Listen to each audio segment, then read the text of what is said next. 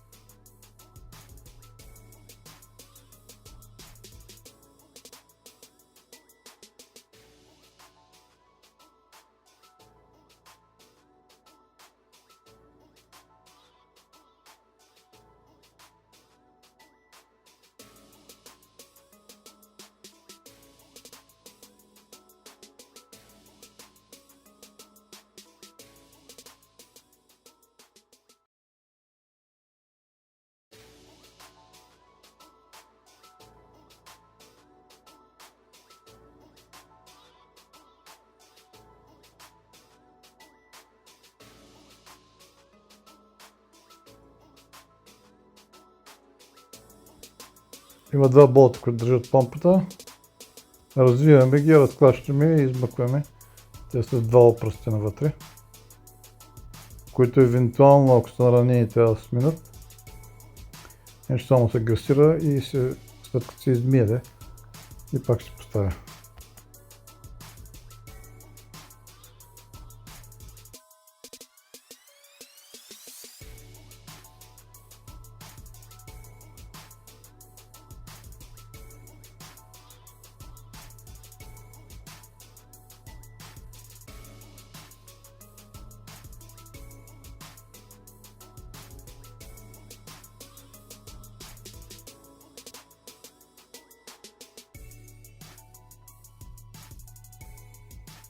Ще виждате колко е черна. Почистването става ние го правим с брейк клинър и чисти парцали. Почистваме помпата, почистваме и цилиндъра вътре.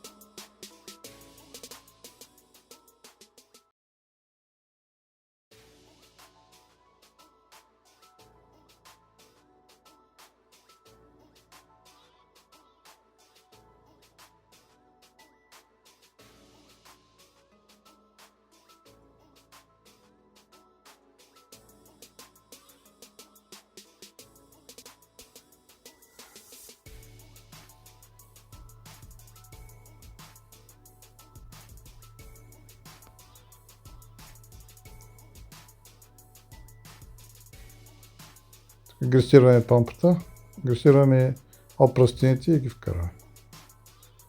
И това е. После се надява маслото. Благодаря, че посетихте нашия канал.